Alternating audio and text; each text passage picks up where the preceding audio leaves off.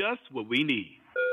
The views and opinions of the guests and hosts you hear are not necessarily those of the staff and management of Radio One, its sponsors, or its advertisers.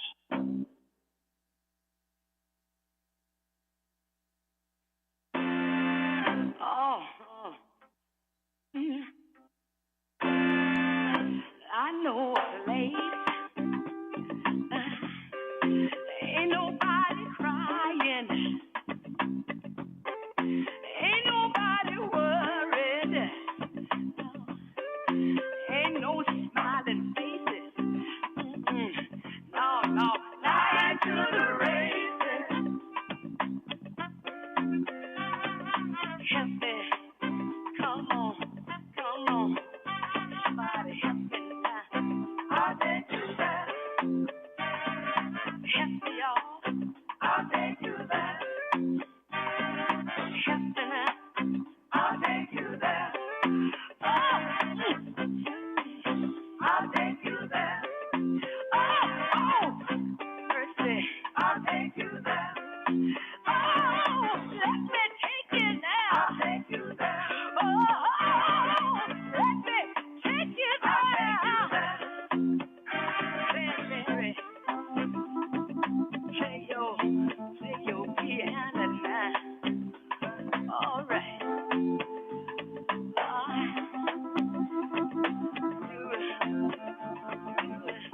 Come on now, play on it, play on it. Daddy now, daddy, daddy.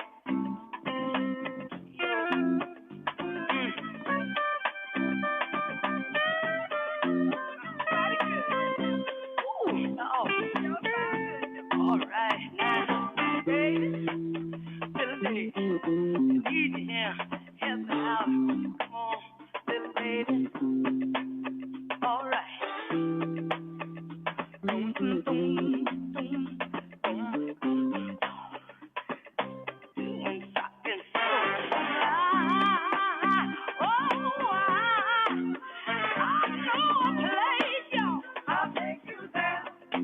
Ain't nobody crying.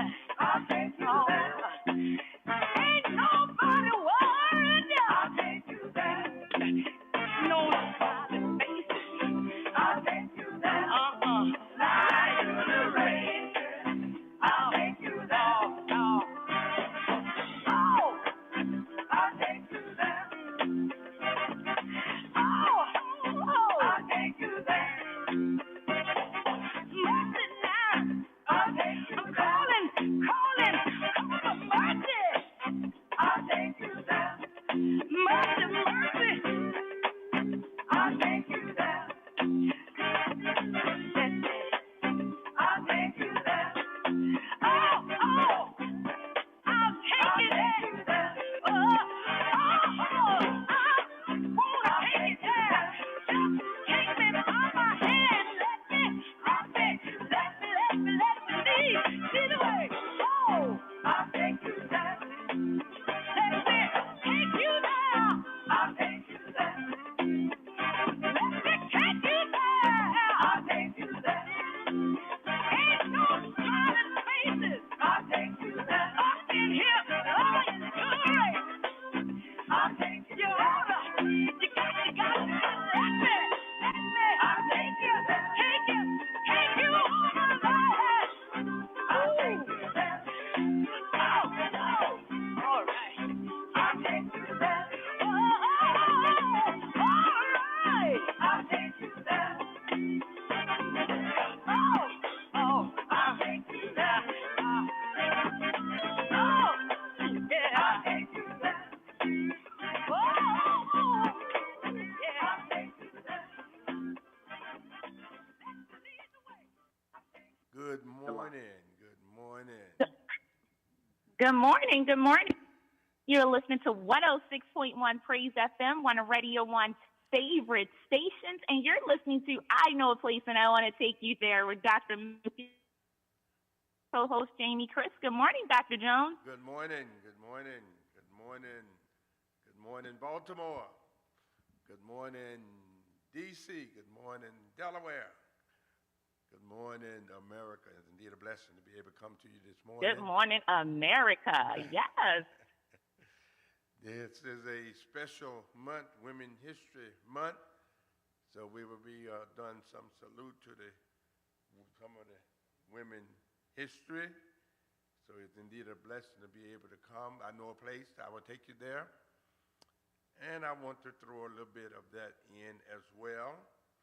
We thank God for this day. We do have a special service coming up tomorrow. Dr. England is one of our female pastors, and she will be preaching for us tomorrow for this special Women History Month. So we thank God for her, and she's coming to share with us. There are some special days in this month. The National Banana Day, Banana Bread Day. So I know that there are going to be some nice banana bread prepared for people on this day as they remind them that this is their special day.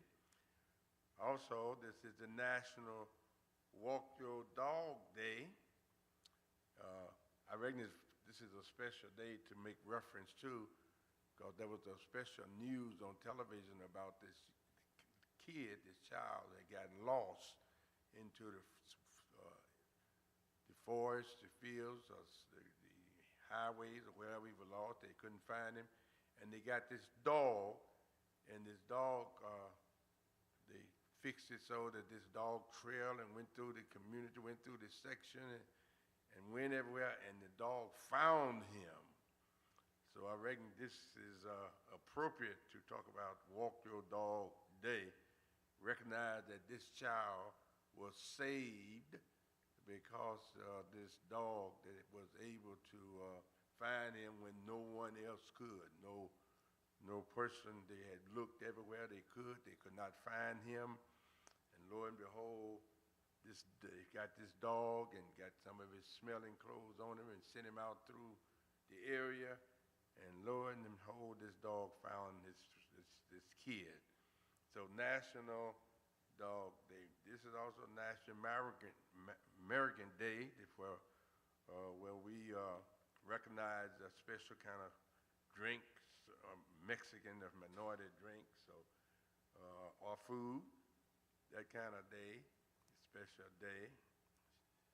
A National Shift Wear Day, wearing the special shift wear clothes, cooking, emphasis on that as well. So these are some of the special days that this day recognized, but our primary focus is on the Women History Month. Isn't that right, Ms. Johnson? Women History Month? Can you hear me, Ms. Johnson? Absolutely. Yeah, no, for sure. It is Women's History Month, but today is also International Women's Day. Let's be clear. Like, it's the actual day today. Today is March the 8th when we celebrate International Women's Day. And I believe in South Africa, they celebrate it tomorrow on today's the 8th, right? So, no, today's the 7th. So today's the 7th, and we celebrate on the 8th as well. So, yeah, it's International Women's Day weekend across the globe. There's some special women that I would like to salute. I don't know should I start with Mom's Mabel or not first. She was born. They're all extraordinary women. Yeah, she was extraordinary in her development. She was born in 1894, and she died in 1975. And she actually, this history has it that she, at age 14, she ran away from home. And that's when she started her natural gifts, as many of us have heard and talked about Mom's Mabel and how she make presentations, and she could tell you stuff and stories and information that would make you laugh for days. She had all kind of crazy stuff. There was one that was talking about how she said had this wall. She said, "Listen to the wall. Listen to the wall. Listen." He said, "Do you hear anything?" And, "No, I don't hear nothing." But that's the way it is all the time. I never hear nothing. So she was had a very creative way of making a point and making an issue. Mom Mabley, she was she was she was very successful in a lot of her presentations. She was presented for special recognition. She was recognized as one of the early gifted persons who were able to perform and draw large crowds in different areas in her natural gift. You know, it's amazing. The one thing that we emphasize in our talk show is that God gives everybody some kind of natural gift. And we talked about how elementary school kids should have the special training system, directives in the elementary schools so they can motivate the kids and help them to identify, even in the elementary schools, their God-given special gift. So that's what she did at age 14. She recognized her gift and became quite successful all over the land. And we salute Mom Mabley today as one of the women of our time. She died in 75, but I was living in 75, so she's one of the women of my time. I listened to a lot of her stuff. There's another lady that I should maybe mention, Charlene E. Ray. Charlene Ray went to Howard University, and first of all, it was amazing the way she was able to get into Howard University. She was actually, what year she was born? She was born in March the 2nd, that was some years she graduated. She was born in 1850, January 13, 1850. And she put an application in. You know, they were having, even with white women, they were struggling with them going into law school or into Howard University. But she put an application in, and she put her name C.E. Ray. C.E. Ray. So they thought it was a man, and she had mighty good grades and all of that, natural gifted person. She also had already been involved in teaching in schools. So she wanted to go to Howard Law School. Rather than put a female name, she put C.E. Ray. So when they accepted her as C.E. Ray, when they discovered she was a woman, she had some difficulties, so they made her attend the night classes. So she became, actually in 1872, she became one of the first women lawyers in the United States. First women lawyers in the United States. There was another woman who became a lawyer, white lady, became a lawyer, Sister Baby Manfield, and became a lawyer a year or so earlier out in some other state, but Attorney Ray became a lawyer in Washington, D.C. Thurgood Marshall magazine, she promoted herself in that, and she became a very successful lawyer. She said she was one of the most defensive attorney that really ever lived. She was so effective and so successful in being a lawyer. She is recognized because she was the first woman who became lawyer in the D.C. area. She really, even though a year or so earlier, another white lady out in another state had become a lawyer, but she is recognized as one of the first women to become a lawyer in the United States of America, and she happened to be Charlene E. Ray, a black woman. So we salute her today as well, and the role that she played in becoming a lawyer. She opened her own law office in Washington, D.C., and it was so effective and so successful. Some people resented her for being so successful and prevented her from being involved in some of the government types of structure involvement, and it really kind of damaged her progress as being a lawyer after she had been successful for several years. So she finally closed her office and went back to the school system and started teaching school. And she lived, her total lifespan was only 60 years. She lived only 60 years. She died in, I believe, in 1911. 1911. She died in 1911. 60 years that she only lived, but she was the first lawyer, woman, attorney in the major area of the United States of America. So we salute Women History Month, salute her. Of course, you know, we have a black Supreme Court woman, Sister Attorney Supreme Court Judge Jackson. She, a black lady, one of the first, she is the first black woman to become a judge in the Supreme Court.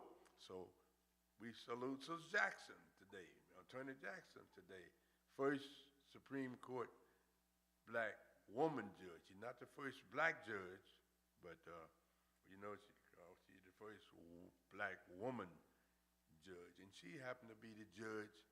And I think they only have had five women judges, Supreme Court judges. I think it's five, only five. I don't know. It may be 5 or 6, but anyway, she's one of those women judges, Supreme Court judges. So we salute her today as well.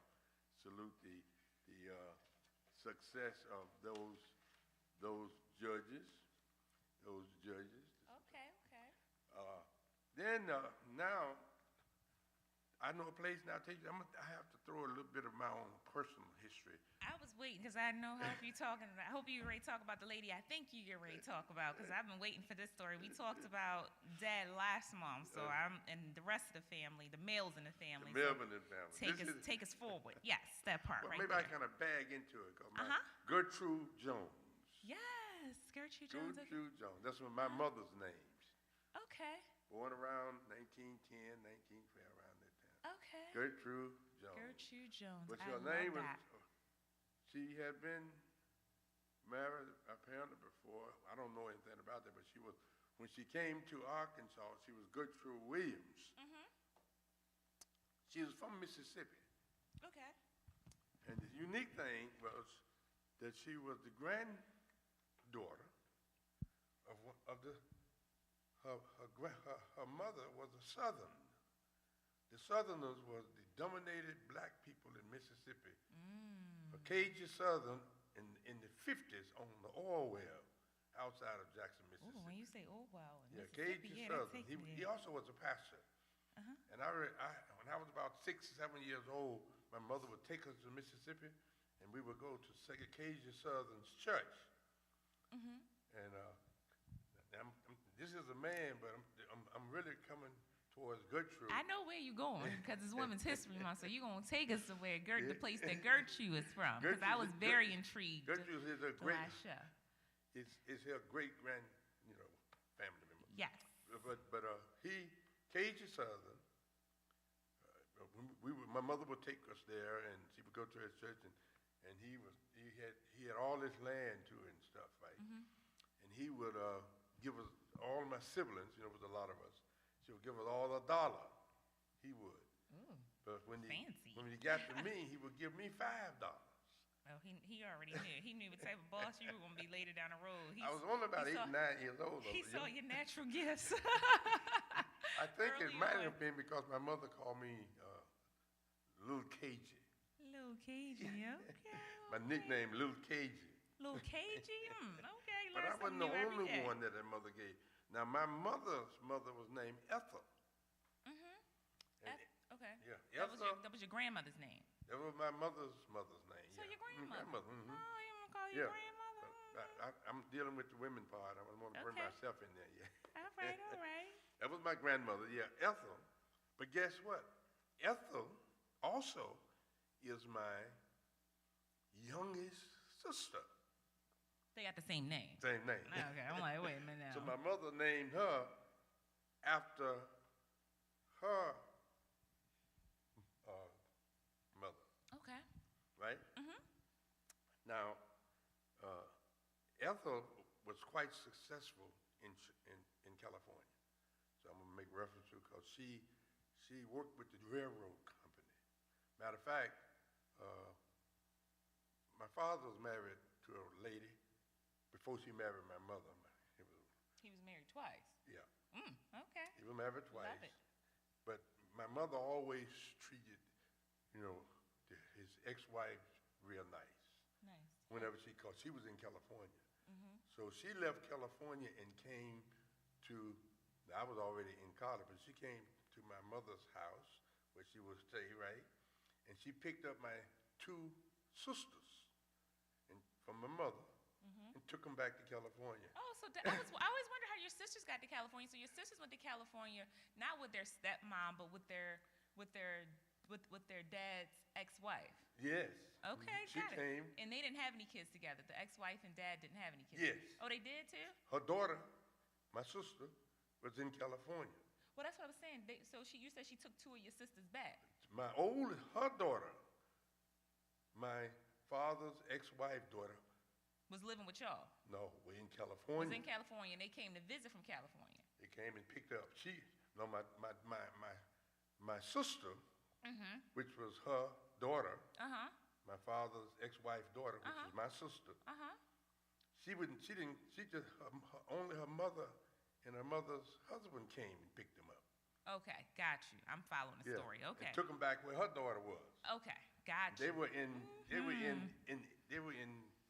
middle school. Okay. Yeah. That's And so keep they it in went the to family. high school, finished high school in California, went to college in California, and all that out there. So, of course, they ended up with 5 sisters in California because Nice. my other oldest sister from my mother eventually went to California. You gotta love it. Okay. But this let me is a tell good you story. the unique thing about this. I'm listening. Ethel was my baby sister's name. Okay. Linda Clark, which was my mother's great-grandmother, right? I'm following the story. She- Hope people Ethel driving in was their car Lyndon following the Clark's story. daughter. About it? Ethel was Lyndon Clark's daughter, but Lyndon Clark had several other kids as well. And you know what their name was? Well, just tell me. Emma. Emma is my oldest sister's name. My mother named one of her daughters after Esther, her mother. She named the other one after her mother's sister, Emma. Esther, Then Emma. she named her son after my mother's brother, Alec. Keep it in the family. Keep it in the family. That's it. Harvey was Ethel's husband, right? Harvey George. And she named one of my brothers Harvey. So she did a history thing. I don't have the history book with me today. No. Yeah, that's what I'm missing. That's what's missing. Okay, we had the black book last week. Yeah, okay. I had the history book. But all this is in the history book. Okay. But but she named the kids after her relatives. You know, Okay. my mother did. She named Ethel after her mother. She named Emma after her mother's sister. She named Alec after her mother's brother. She named Harvey after her mother's husband's name, Harvey George. Okay. And he also was a pastor. You know, but the key factor is that when my mother was quite young. Now, let me go back to Linda Clark, because Linda Clark was Casia Southern sister. So Linda was a Southern. She's a Southerner. The reason I'm emphasizing it because the Southerns had a direct connection with Nigeria.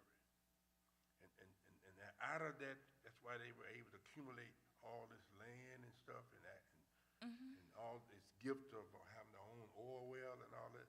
Yeah, She because they was were one- connected to Nigeria, because that's where the Owals were Yeah, for the she was Africans. a Yeah. Southerner. Okay. A Southerner was to Lyndon Clark, who married her, Lyndon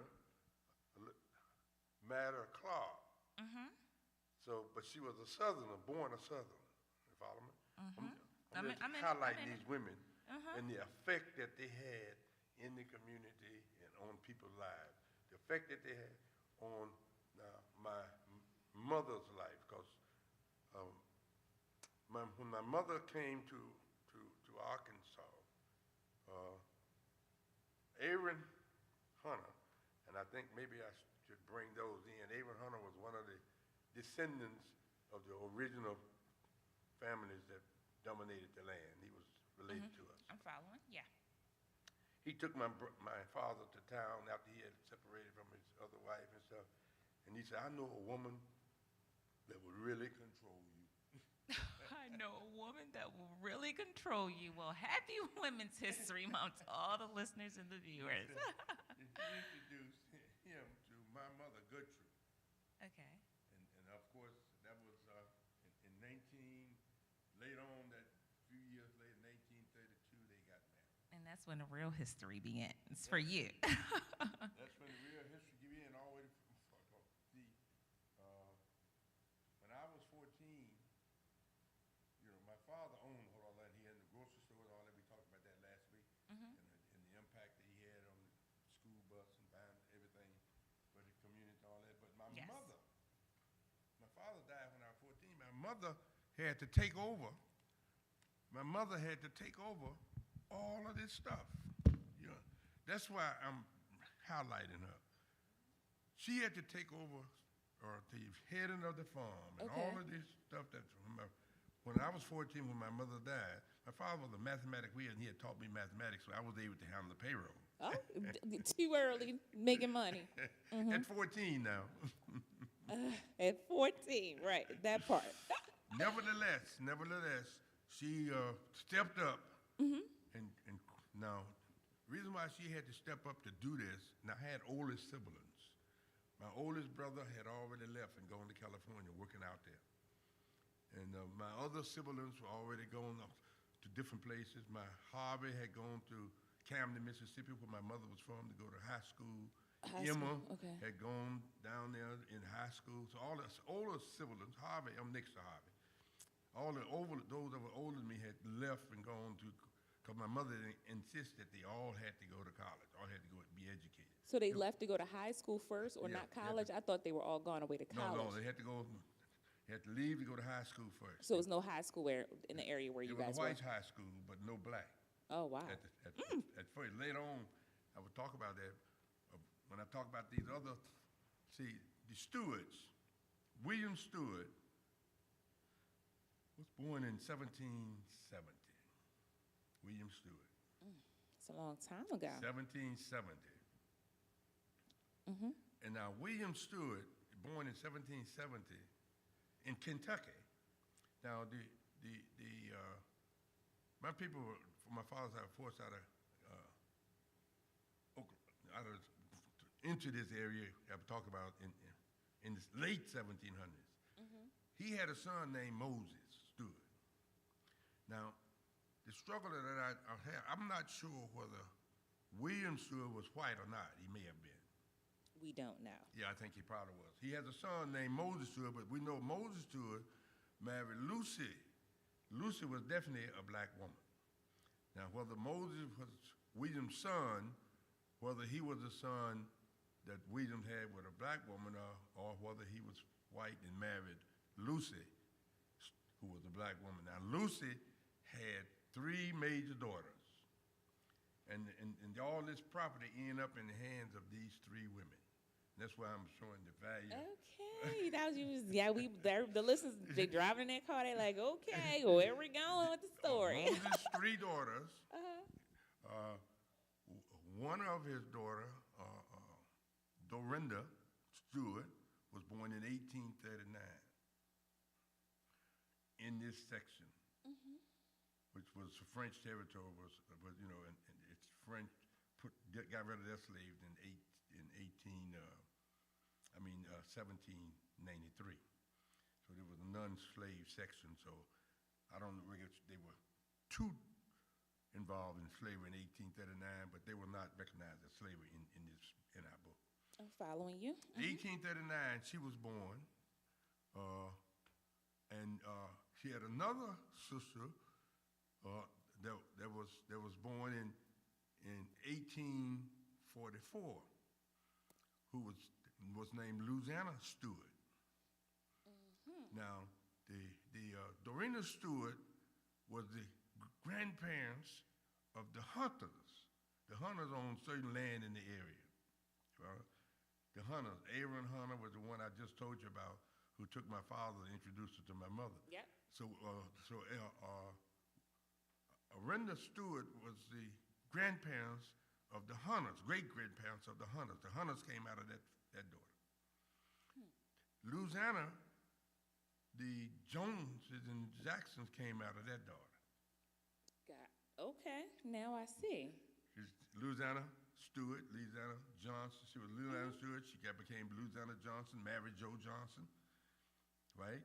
Her name, his name was Joe Johnson. Her daughter was named Florence, and Florence had a daughter named Lorinda, and in other words, her daughter was my father's mother. That's where you, okay, because we was like, what these, okay, now I see. See where we're trying to go here? Okay. What happened was, when then there's another daughter, Abella, that's the third one, that was the Kings. Carrie King became the instructor, and also became the development of a high school in our area, and she became the principal of the Carrie King School. So we salute Carrie King in this history. Yes, we do. See, she was one of the descendants of one of these three daughters, Carrie King. Got it? I'm following you all the way. All this land, about 5,000 acres all the way, was split up among these three daughters, due to the fact that Letitia only had one son, which was my father. He owned most of the land. The other was divided. That was by the Hunters. It was at least Aaron Hunter, John Hunter, J.C. Hunter. It was a lot of Hunters, so that land was divided among all of the Hunters. But the whole section was tied up with the descendants of these three women. This is Women History Month. And that's how they start owning the land. I think we ran out of time. Yeah, no, it's time to take a little, it's time to, so we doing a little, because I know last month y'all caught me off guard with the lift every voice and sing. Is it time to make a change? Because are we about to be the people that can do it? Okay, all right. Just want to make sure we the people that's about to do it before we lift every voice or lift some women and sing or something. So just making sure. But, yeah, I mean, it's there definitely. There are some tremendous women that did some tremendous singing for years. Yeah. I don't know. They may do a little Aretha Franklin and stuff. The engineers are probably shaking their head at us right now. But we thank you guys for listening. Don't go anywhere. It's going to be a quick song, no commercials. We're broadcasting live from Concord Baptist Church, and we'll be right back after the song. Don't go anywhere. It's definitely time to make a change. We can do it. Yep. Here we go. We are the people who can do it. Oh, yeah. It's time.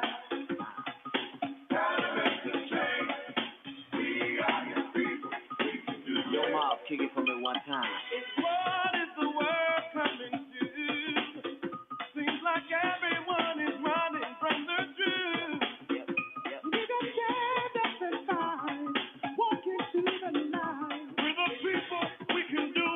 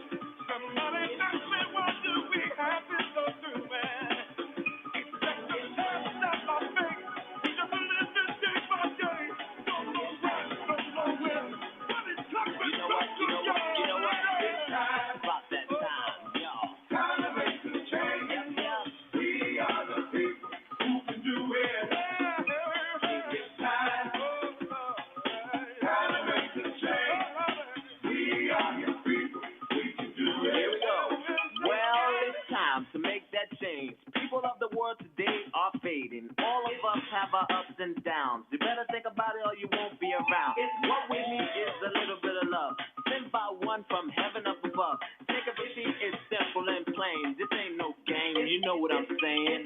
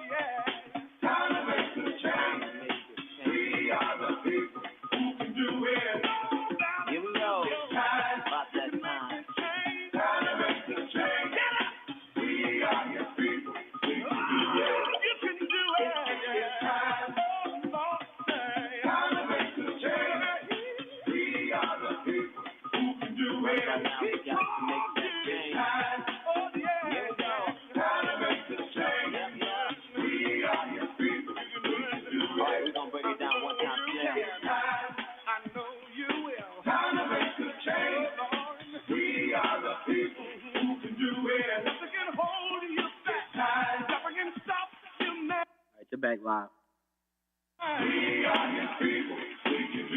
Must be Sean on the other side.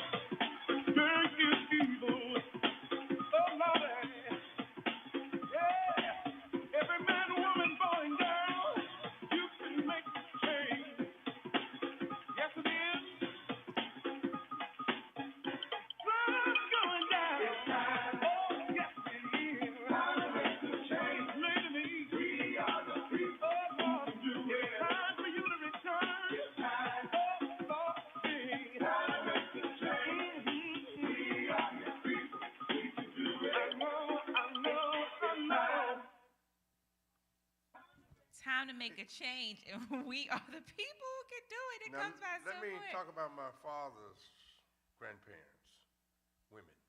Okay. I talk about my mother. So, my father's grandmother was named Amanda Miles. Amanda Miles. And guess what? She was born in Virginia. She was born in Virginia, Ms. Miles, in 1859. She was born in Virginia. Her mother was Martha Bowie. Martha Bowie, Linda Miles had a son named Williamson Jones. And Williamson Jones was born in 1875. And he came to Arkansas and married Letitia, my father's mother. And he, in early 1900s, my father was born in 1902, so it was around a couple of years before that when she actually he came to Arkansas and married my father's mother. Now, Amanda Miles was from Virginia, and her mother was Martha Bowie. The reason I'm emphasizing Bowie, when I was a very young kid, Reverend Bowie was the pastor of Mount Olive Baptist Church. And I always have, I was not aware of the fact that maybe Reverend Bowie was directly related to Amanda Miles, which was the grandmother of my father, Joe Jones, her mother of Williams Jones. Williams was born in 1875, and Bowie, Amanda Miles was born in 1859. So these are, and she left after Williams Jones died.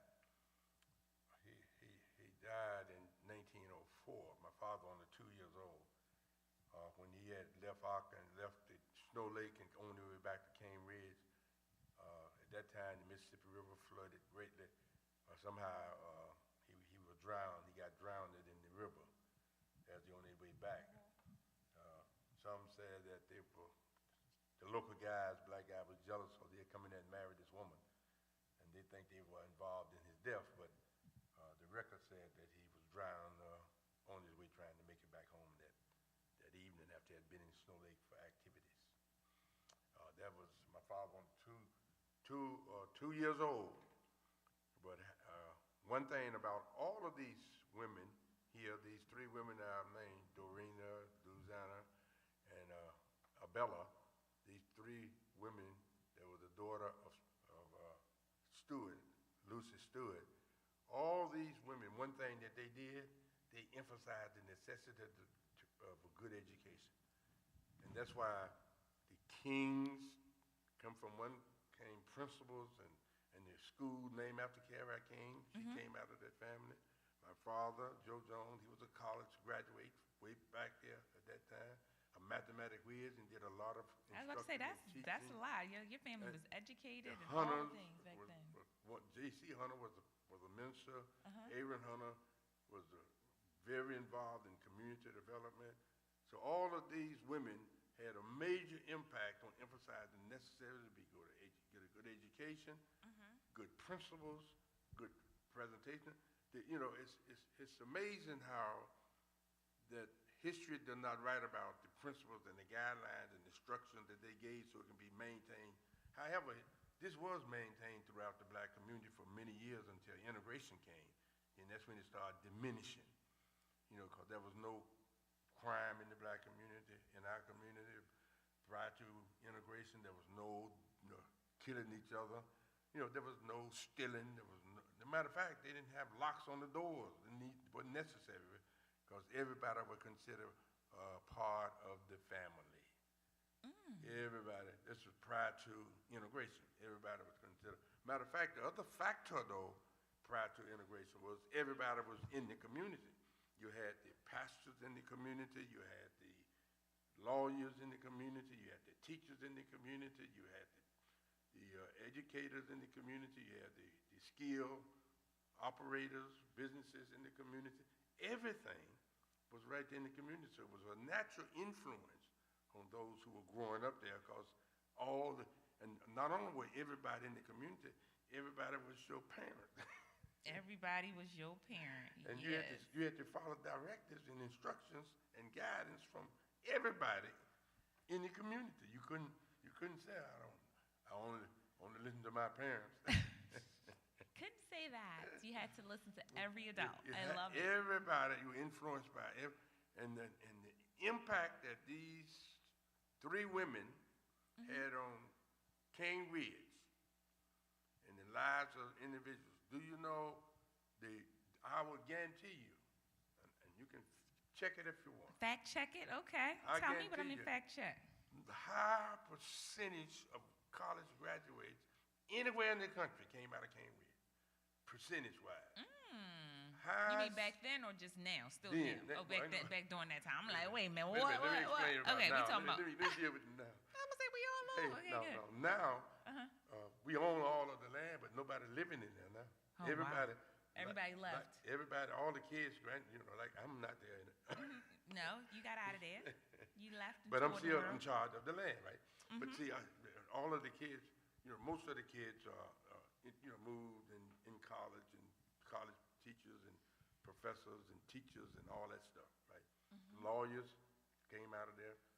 But the point I'm making is when all of these different families lived in there, all these homes lived in there, the percentage of the kids that went to college is greater than any section in the country. I guarantee you.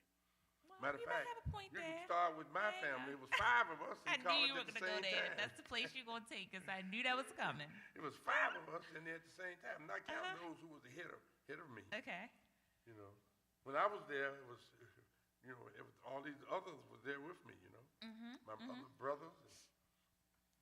So the point I'm making is that the impact of these women, this attitude and stuff had to come from these 3 women who passed this on through the rest of their family. And through the women and their Yeah. family, the children, everything's very significant. So we salute, and then if the other blessing is that there were people who came in there and married, like Amanda Miles' son, who's William Jones, came in there and married. Amanda A lot of Miles, marrying going on, a lot of hooking up going on. Martha Bowie, which was Amanda Miles' mother, Reverend Bowie. Now I'm not sure whether Martha Bowie was, I can barely remember Reverend Bowie, because he probably left Mount Olive Church, because I knew several other pastors when I grew up have come and took over Mount Olive Church, but he probably left Mount Olive Church when I was about 7 or 8 years old, because I can barely remember. I knew there was Reverend Bowie pastoring there. But But yeah. I can't remember when he left, or why he left, or whether he died, or whatever. You can't remember. Okay. Well, Reverend Bowie, rest in peace, because I assume But you're not these here are the anymore. families that tend to had a great major impact on, my sister Hattie. She married Junior Jackson, and she had 9 kids, but all of her sons went to college as well. So she had all sons and one daughter. All sons and one daughter. Yeah. Okay. And there were some unique things about the way Hattie did things too, because she named one of her sons, Jose, which is named after one of her brothers. One of your brothers. I was about to say, don't you have a brother named Jose? Okay. I love that. But we appreciate and salute the impact of the role that women's play in our society, and the role that women are playing now. We do have some very. When I came here, there must have been about 3 or 4 principals right here, members of the church, along with all these school teachers that were here. And about 25 of them, after they retired, took over a community placement program, representative of community folks in the community who couldn't handle that stuff. They did it free. They got with the social worker from out of the city, and they were the representative payee for all these people. They would do their groceries. Some of them were psychologically afraid to come out of the house. They would do their food and take it in the house. These were former teachers who had retired, and about 15 or 20, 25 of them. They did this free, which was benefit to individuals who needed help in the community. 95% of them were women. I may have 1 or 2 men who, I've had some men who were college graduates, but they were not part of this program. I've had men who were assistant principals, and I had, of course, several of the women were principals of some of the schools in the area. And after they retired, they kept doing this stuff, working in the community, serving Being the people. involved. So we salute. This is a salute to Women History Month. And that is why we have coming here on tomorrow.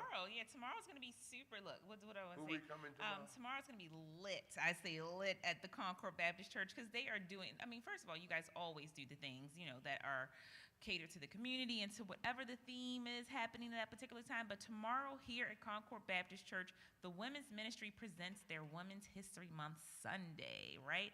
And Dr. Tamara England is the guest proclamator. So, proclaimer. I'm sorry. Why do I always call them proclamators? It's a proclaimer. I got to use my eyes. Same thing, but still.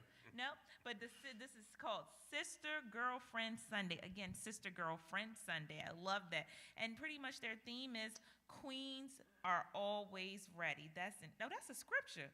Esther 4:14. Yeah. See, that's why I love it here at Concord, because I learn something new every day, and I love it. I'm getting so tongue-tied because this is exciting. Queens are always ready. This is a scripture, Esther 4:14. I know that's right. So tomorrow here at Concord Baptist Church, service starts at 10 a.m., And again, it's Dr. Tamara England as the guest proclamator. And, Concord is hosting tomorrow, but the women's ministry are they in charge tomorrow? The women's, okay, so they're doing their thing tomorrow. So look, if you want to be a part of a service or you want to be connected to women, you better tune in. And all of the women here are saying, I want all of my friends all over the city to show up. That's what they're doing. Oh, no, you didn't want everybody to come. Yeah, Sister Girlfriend Sunday, and it says, we are Girlfriend, family. I got all my sisters with me. Oh, yeah, I got all my sisters with me. All right, that's a thing. Yes, ladies' night. Okay, that's a song. That's where they got it from. Okay, anyway, let me calm down. I love it. So, again, Sister Girlfriend Sunday. We are a family, and I got all my sisters with me. And the theme is a serious scripture, because this is my new scripture now. Queens are always ready. Esther 4:14. So, service starts tomorrow, 10 a.m., so you can come here, 5200 Liberty Heights Avenue. Or you can tune in live tomorrow on YouTube or on Facebook at Concord Baptist Church, Baltimore. Right. That's where you want to go. And at 5 o'clock. Oh, yeah, well, that's right, at 5 o'clock. Wait a minute, so so you're not going to be on live tomorrow at 5 o'clock? No. Are you? Okay, Miss Unless Doctor. they play me back. Dr. Tamara England, one or the other. We got to figure that out. But Dr. Tamara England, you're going to be live tomorrow at 5 p.m. on 106.1 Praise FM, because that's where we are today. And always, Dr. Jones is there at 5 o'clock on Sundays. But again, tune in live, support the women, but we really would love for you to come in person tomorrow for the Sister Girlfriend Sunday, because we are family. We're expecting all of the women of the city. Come on out here now. Dr. Jones. This lady has a special message she'll bring it, and she wants you to be influenced and motivated by and appreciated. We want the women to be appreciated. We want the women to be that's what I was trying to do about these historical women that we ignored, didn't write the history book about them. We were trying to highlight them and appreciate what they did in setting up and the impact they had on my life. I love it. Appreciate it. I need people to appreciate me. I do everything for everybody. I want people to appreciate me, but it's okay. I said that's okay. I know how to move now. Always ready. I'm always ready, and when people don't treat me, look, I'm not even going on that. So anyway, and then one last thing, 2026 Spring Revival is happening. We want to keep plugging this in until it happens on March 22nd again. At Concord Baptist Church, we are ready to get ready for our 2026 Spring Revival. And the theme, I'm assuming, is a fresh wind, a new fire. Y'all got these short little fire scriptures. It says a fresh wind, a new fire. That's Acts 2:2-4. So I love that. That is the scripture theme. But again, a fresh wind, a new fire. That's it right there. So that's for Spring Revival. That's what we're supposed to be. Fresh wind and a new fire. All right, good. I'm trying to get pumped up, not to keep my flame burning. But anyway, March 22nd through the 25th. Is when it starts. So again, this is different, a little different. So the Spring Revival is actually starting on Sunday morning at worship service at 10 a.m. And then you're going to come out for 3 nights, 7 p.m., Monday, Tuesday, and Wednesday. And the guest revivalist is Dr. Travis T. Junkins from Cool Spring Missionary Baptist Church, Gaston, North Carolina. All the way from North Carolina. And a member? He's going to be in the building. And a member? What is the Alpha? Alpha fraternity. Alpha Phi something. See, y'all So know the the governor fraternity name. should come on by. He's an So Alpha. the governor come on by. He want the governor to come by for revival, and he want all the women tomorrow not to go to your church, not to do nothing. He wants you all here at Concord Baptist Church at 5200 Liberty Heights Avenue. If you're a woman, don't do nothing tomorrow, but come here to Concord Baptist Church. I love it. Or you can watch it live. But we've had a great day. Happy International Women's Day. Happy International Women's Month. Shout out to our woman of the hour, Gertrude Jones is Dr. Jones's mom, but she's an amazing woman. So thank you guys for listening. We'll be back next week at 11 a.m., same place, same time. ABC, accept God as your personal Savior, believe that His Son Jesus died on the cross, and confess you are a sinner. That's all you need to be saved. John 3:16. See you next week, guys. Thank you. And God so loved the world, He gave His only begotten Son. Now, whosoever believe in Him should not perish but have everlasting life. We're about to start preaching, but we're going off the air. Thank you, guys. Shout out to our engineers. Shout out to Logan. Shout out to everybody. We'll be back next week. And we definitely going to take you there. Don't play with us. We're going to take you there. Thank you. Wonderful job. Yeah. Learn about Gertrude. I want to be her when I grow up. Thank you for being a friend. Travel